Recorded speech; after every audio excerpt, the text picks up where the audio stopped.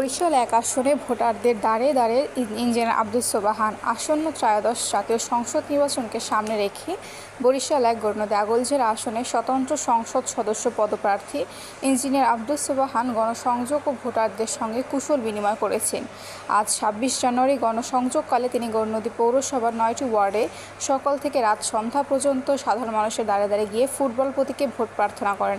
এ সময় তিনি নির্বাচিত হলে এলাকার সার্বিক উন্নয়ন নিশ্চিত করা, চাঁদাবাজ মুক্ত সমাজ গঠন এবং বাজারগুলোকে করমুক্ত রাখার দৃঢ় প্রত্যয় ব্যক্ত করেন। ইঞ্জিনিয়ার আব্দুস সোবাহান ভোটারদের উদ্দেশ্যে বলেন, জনগণের ভোটে নির্বাচিত হয়ে সংসদ সদস্য হতে পারলে কোনো ধরনের চাঁদাবাজি, সন্ত্রাস, দুর্নীতি ও অনিয়মকে প্রশ্রয় দেওয়া হবে না।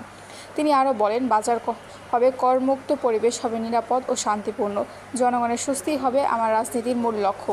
গণসংযোগকালে তিনি এলাকার উন্নয়ন, সুশাসন প্রতিষ্ঠা ও জনকল্যাণমূলক কর্মকাণ্ড বাস্তবায়নে তার ভবিষ্যৎ পরিকল্পনার কথা তুলে ধরেন। তার বক্তব্যে সাধারণ মানুষের মধ্যে আশাবাদ ও আগ্রহ লক্ষ্য করা যায়। এ সময় তার সঙ্গে স্থানীয় নেতাকর্মী, সমর্থক সহ বিভিন্ন শ্রেণী পেশার মানুষ উপস্থিত ছিলেন।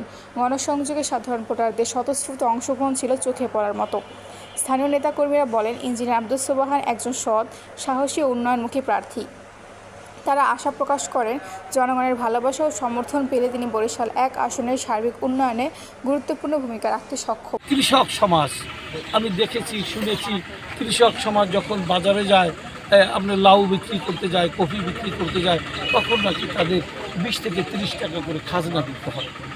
এটা আমার মনে খুব, এটা শুনে আমার মনে আমি কষ্ট পেয়েছি।